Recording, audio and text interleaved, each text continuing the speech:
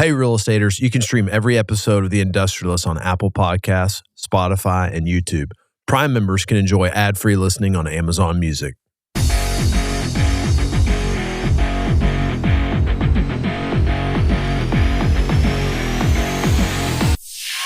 All right, real estaters, it's week 11. What's up, Mersace? Florida man? Oh, not much. Just living my best Florida life. It's a good life. This is a good life. It is. There's some real estate to be had out here right now. Yeah, I bet there's some real estate deals to be had out there. That's what we were talking this morning a little earlier about. Jeff said there's a lot of stuff just not getting fixed out there from hurricane damage. Oh, really? Yeah. Mm-hmm. Is that because people didn't have right coverage and stuff, Jeff, or it's too much work? I think it's just a lack of labor. Oh. It's a lack of labor, and permitting is backed up because everyone had to go pull a permit. Well, good luck with the city. Couple quick announcements, couple availabilities. 3450 Bethlehem, 27,000 feet, 3.41 acres, zoned K, heavy industrial, also split it to 7,500 square feet with an acre. And 1230 South J. Elmer Turner Freeway, 13,000 feet with 2.7 acres. If you got some small bay deals, we've got some availability in Parkside called Jack Mercer. And then we have our dividend building in San Antonio, 15,000 feet on an acre and a half. Jeff, you got any buildings you want to plug? No, just Slocum. We got Slocum for lease. Oh, that's right. Great parking. Totally renovated. Great location. Call Kyle Howell at Mercer Company. How big is it, Jeff? 16 and some change, but it can be duplex to a 9 and a 7. We can sell it. We can lease it. We can sell part of it. We can lease part of it. Lots of optionality there. Yeah. Very flexible. All right. Economic calendar this week. We got initial jobless claims coming out. Forecast is 220. Previous was 221. So they kind of missed the mark a little bit last week. It wasn't as bad as they were thinking it was going to be. And then you have core CPI coming out on Wednesday, 8:30 a.m. Forecast is 0.3% and previous is 0.4%. The U.S. debt we put on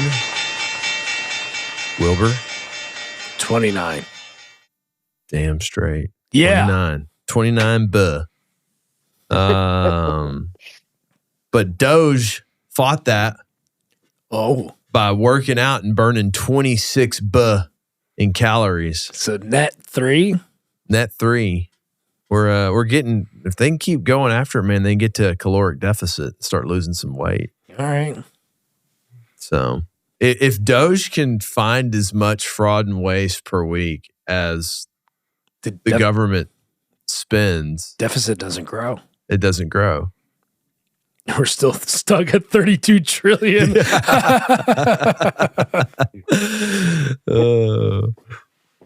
All right. The Dow closed out at 42,801.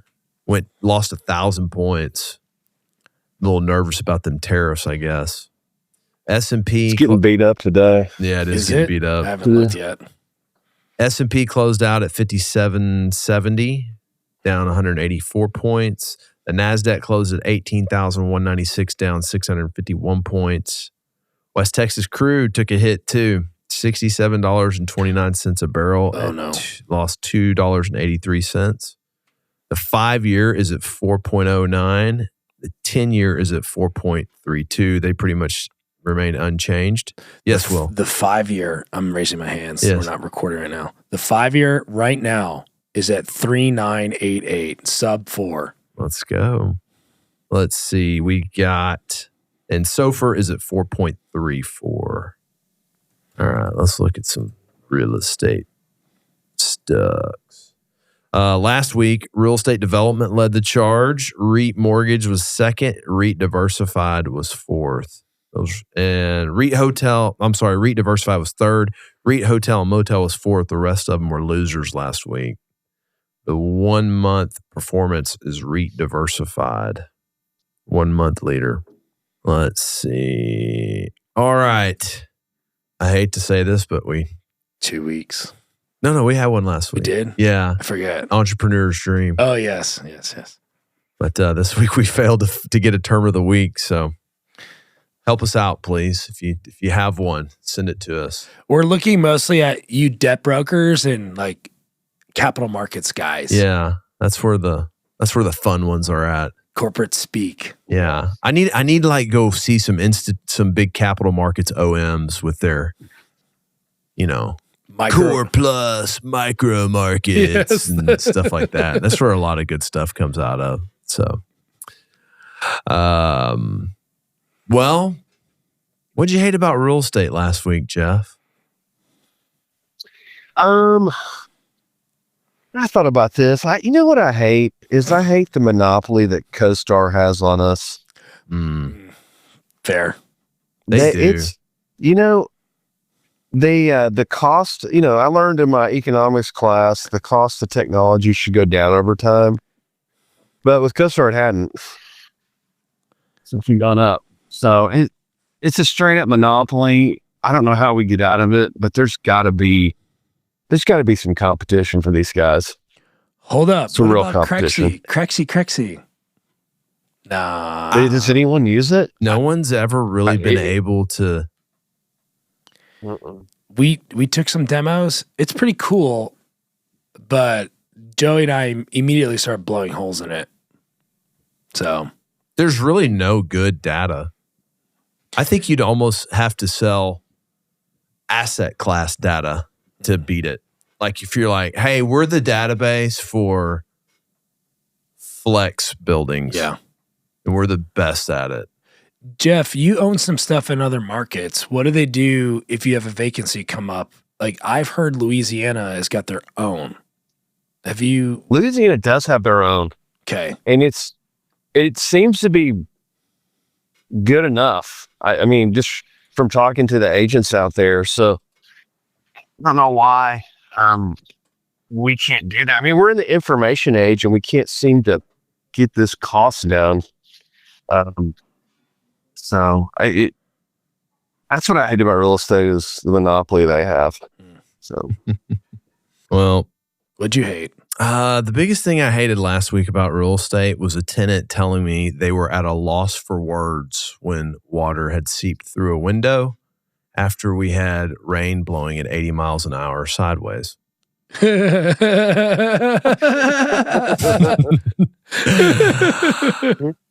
I mean, they literally put that in an email, and I said, it is great because Justin, our property manager, responded to him, said, you have 4 little pin leaks. Be happy you have a roof. Yeah. Like fair. The windows above us and below us were blown out of our office building. Like we've been staring at a guy on a SkyTrack all week at our office putting plywood up, and these people were at a loss for words because some water got through a window. I was just like, you can just move out. Yeah. I don't even care. So, well, getting on to some news. Well, hold on real quick. This is usually where we have a sports segment. Yeah. So sports segment. We're gonna get a bracket together, the Shop Talk bracket. Okay. So we will blast that out. You can sign up. We'll probably have some kind of prize on it for the winners. We'll think of something. We got to have a prize. Yeah. When does it start? So Selection Sunday is this coming Sunday. Okay. And the tournament starts on Tuesday. So you got a quick window to get your bracket filled out. But we will send out an email about getting signed up, and we'll also put a link in the show notes where if you want to get in our tournament, we'll set it up. We'll set it up. We're working on that today. So yeah, I was telling Jeremy that, like back in the back in the day, DFW Corporate used to do this, but I think they've stopped. DFW Corporate Real Estate. They stopped doing it, and I love that name. I don't know. It used to be really well participated. Yeah. I don't even know that entity. Is that like an organization? They're like office. No, it's like a company. They have they lease and manage office space. No, yeah, you don't really ever hear of them, right? No. Is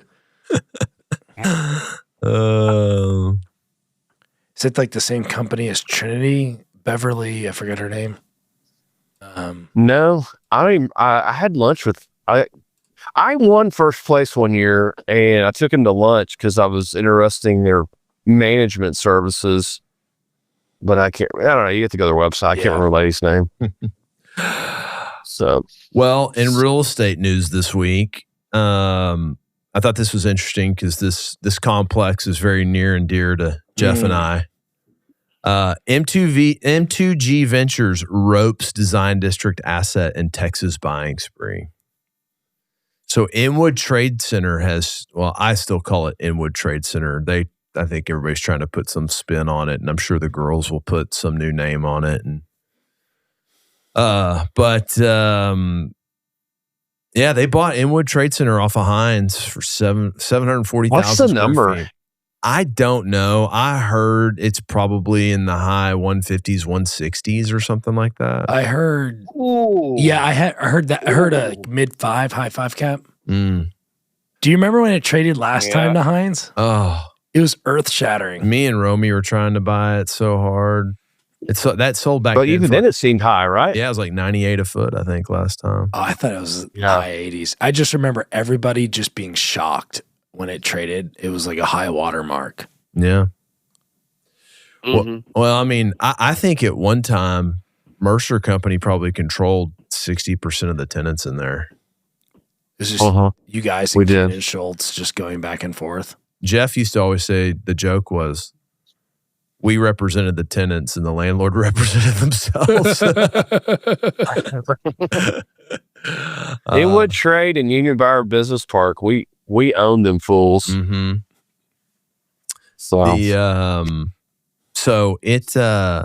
But I guess they're gonna they'll probably put some metal on it and do some stuff. So in the middle of all this, I was working a renewal in there for a client of mine that's 6,000 foot. Yeah.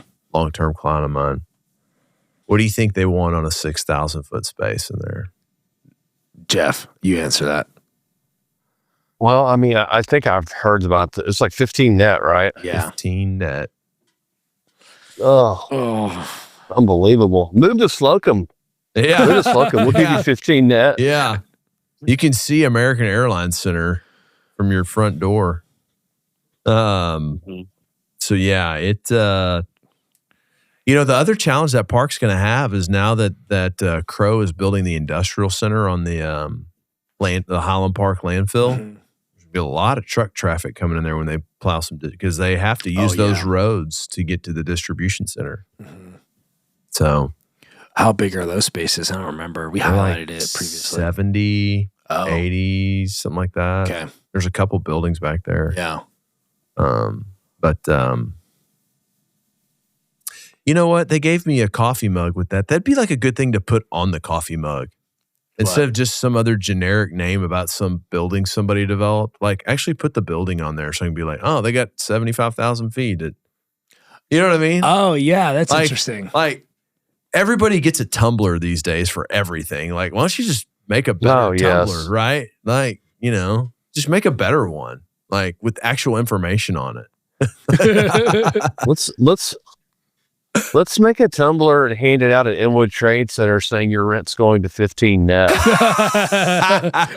Just 15 triple net on the one side.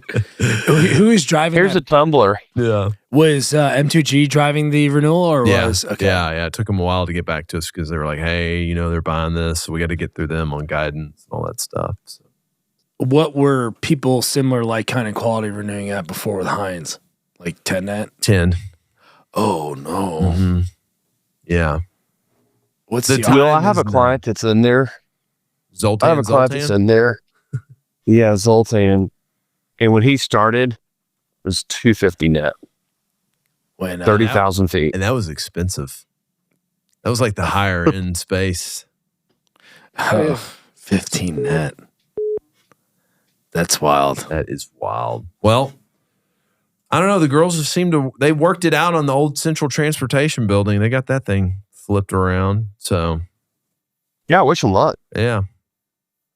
Hopefully they pay us some renewal fees, but I know the Mercer Company clients, they'll probably be moving.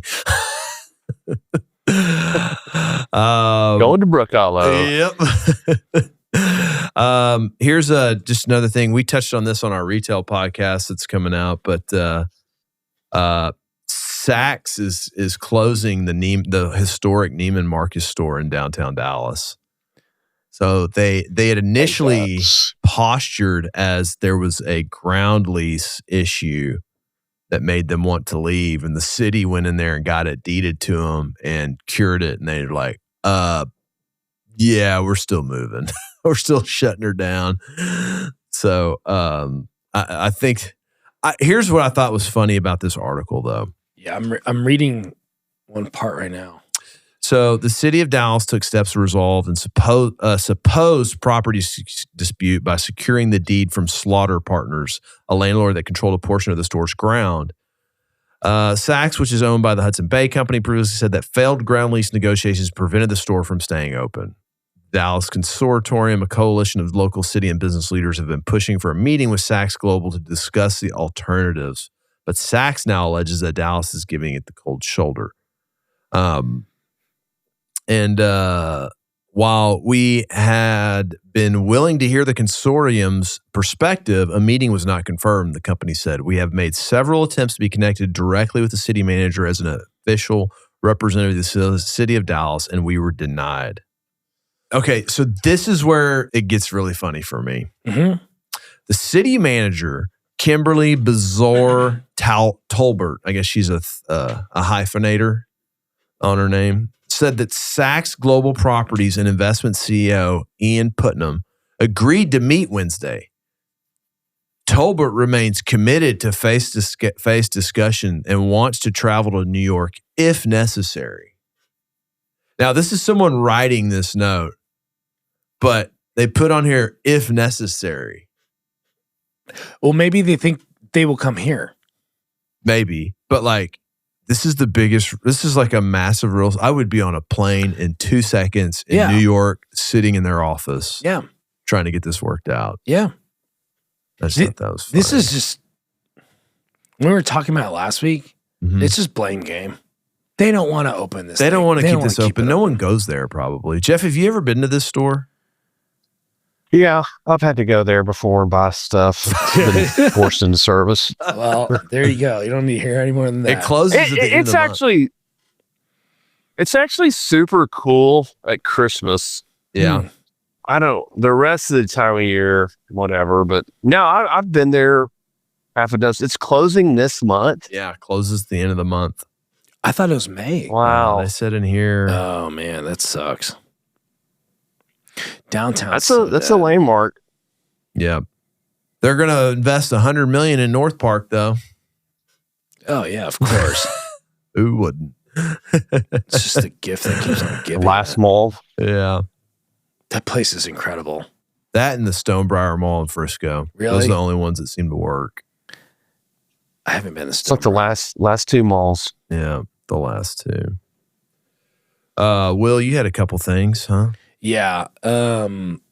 So this is not really super real estate related, but kind of just layering into the whole Luka deal. It's more Dallas related. Mark Cuban has finally broken his silence on the Luka Doncic trade. Cuban admitted he was upset about the trade and that he learned about it only 5 minutes at the most before the rest of the world did. Cuban reportedly tried to stop the trade, but Nico Harris, the Mavericks GM, and Rob Pelinka, general manager of the Lakers, had already shaken hands. I'm not going to go there. It doesn't matter, Cuban said when he asked if he would have ever traded Doncic. He goes on to say basically like, hey, things are just kind of messy because there's no, Cuban was everything. Yeah. He was kind of the brand as well.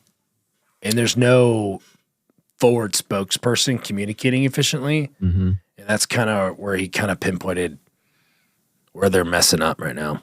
But So, what were his motivations for selling the Mavericks and retaining 25%?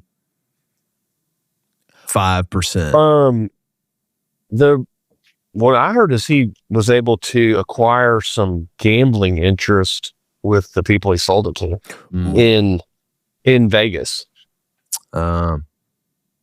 He wanted to get in the gambling world because I guess he feels like sports gambling is exploding or going to explode some more. Yeah. So people aren't drinking booze anymore. They're just ripping sports bets on their phone. Well, I mean, I think it'd be interesting to know how much online gambling has grown over. Oh, I'm sure it's huge. So what I find bizarre is like he sold it, but he's kind of talking a little shit.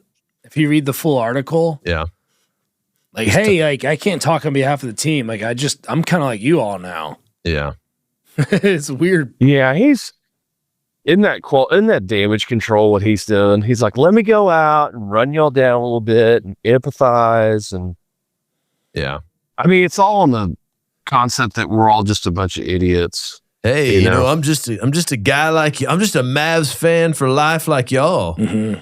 Yeah, right. You're going to make mistakes, and I think the biggest challenge that the Mavs have right now is that there's nobody who's really outgoing to communicate. Cuban told WFAA, it's not so much what you do, it's how you communicate why you do what you do, and that's your challenge without me in front. So, I don't disagree. The Mavericks had so many injuries, they only had 7 players available for yesterday's game. Yeah, I read that. Wow. And they're maxed out at their salary cap or whatever. I'm not sure this. So like you can go get a 10-day roster guy. They can't even go get that because the minimum spends $110,000. Their max they can spend right now is $50,000. So like they're super locked up. Oh man. Moving on, automakers, specifically with tariffs, will get a 1-month reprieve from tariffs on Mexico and Canada for cars that comply with the free trade agreement between those two nations and the U.S., the White House said Wednesday. Decision was likely made to give manufacturers more time to adjust to ongoing trade and supply chain challenges. The exemption can help automakers keep costs lower and maintain production schedules, especially amidst rising raw material prices and supply chain disruptions. So, what cars come from Canada? I guess is there plants in Canada for certain automakers? Yeah, probably service. Looks like GM, Ford, and Stellantis. I'm not sure who that is. I don't know who. Is that like a Canadian brand? Maybe. Maybe there's big. Never heard of a Canadian car. Man, the Canadians hate us. Yeah. They really do. So, looks like some of the tariff conversation is backing off a little bit. I have had some tenants whine about tariffs as a reason to not do something. Have you heard that, Jeff? Has that been a theme? Yes, we have a deal. We're working, and it was tariffs off. The deal's off. Tariffs are on, and then the tariff went off, and it came back on, and so yeah. No, that's a good excuse. And I just had my first construction thing where they said, "Hey, got me a little 10% increase because of these tariffs," and I was like, sounds like total bullshit to me. So. Was the construction just on the whole project, or was it like steel specific or something like that? Was it anything? Wood? Cabinetry. Well, kind of makes sense. I think somebody told me we get like 80% of our lumber from Canada. I don't buy it. I don't either. I'll bet if you got down to the nitty gritty of it, it's like if a tariff went up like a certain percent, does it really? I don't know. I was watching this guy explain it on Twitter one time or a couple weeks ago, and it made a lot of sense where it's like, you're not even going to feel this. Well, I feel like things like this take a while to bleed through. Go ahead. No, I'm good. The egg thing? I was just saying the egg thing is already Trump's trying to debunk it, and it just seemed like an artificial price gouge. I thought it was funny. I saw a lady, some Democratic senator or something. She's like, "Look at the price of eggs," and they're like, "Lady, you're in the section where it's like all GMO, organic, free, blah blah blah. But these white bleached eggs are just fine. They haven't really changed price on those." For sure. So, yeah, no, I don't really think we're going to feel too much of it, but we'll feel the excuses of it. So, yeah, it's like in the beginning. Remember in the beginning of COVID, they were like, "Oh no!" Like, well, when people have a theme to hold on to, they'll use it. Sure, it's like traveling used to be an excuse, but now you're completely connected at all times. So it's like it's not. You can't really use that anymore. Hey, look at Jeff. He's in Florida. We used to love rip people on that one. Oh. The best was, Jeff, I don't even remember this, but we were negotiating the lease at 1249 Avenue R for Mercer Metals. And I think it was Chris Bly at Proterra was like, "Man," I go, "Hey, where are we at with signing this thing?" He goes, "Oh man, the owner's on his yacht in the Caribbean. He doesn't really get good cell phone reception." I go, "If he's on a yacht in the Caribbean, he better have a sat phone. Like, let's get this done." Like,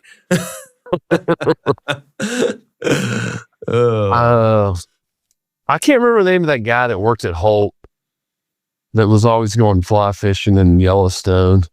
Oh, I think I know who it is. Who? J. Scott Moore, right? Oh, yeah. Yeah. That guy, he was the I'm always traveling guy. Yeah. Is he still in real estate? Yeah, he's at CB Fort Worth. Yeah, he works CB Fort Worth. Okay.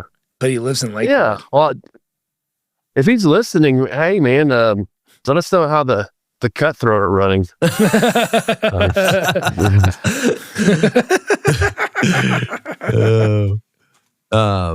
But yeah, I think if people have a theme to grasp onto, they're gonna hold on to it. So now it'll be tariffs. Jeff, that's not the first time your contractor is going to tell you tariffs issue. Yeah. Yeah. It disgusts me when I hear stuff like that. Yeah.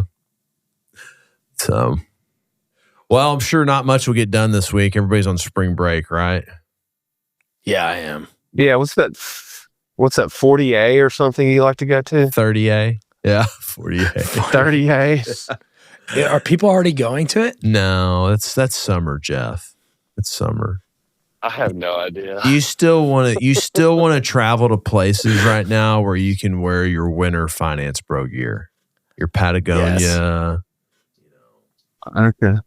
What's the other brand? Go skiing. Some people go skiing, right? Yeah, Yeah. There's some skiing going on. Yeah. So, but yeah, spring break. So y'all be careful out there on spring break. I'm on spring break next week.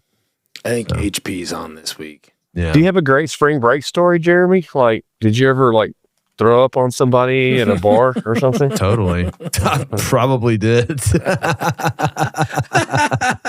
South Padre Island, baby.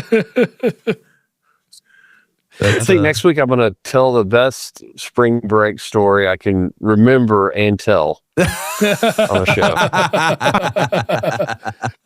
show. Ooh. Remember and tell. Well, that's all I got for this week. Will? Wrap it up. All right. See you guys.